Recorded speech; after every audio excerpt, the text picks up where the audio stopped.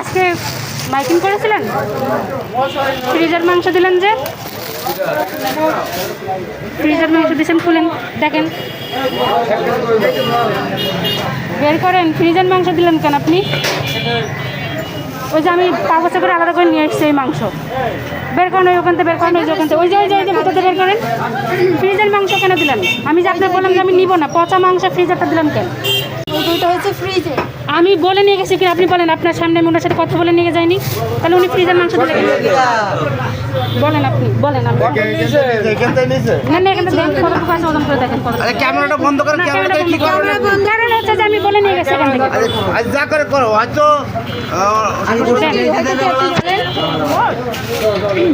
ফ্রিজের মাংস দেবে কিসের জন্য? এখান থেকে নিয়ে গেছি, মাত্র নিয়ে গেছি।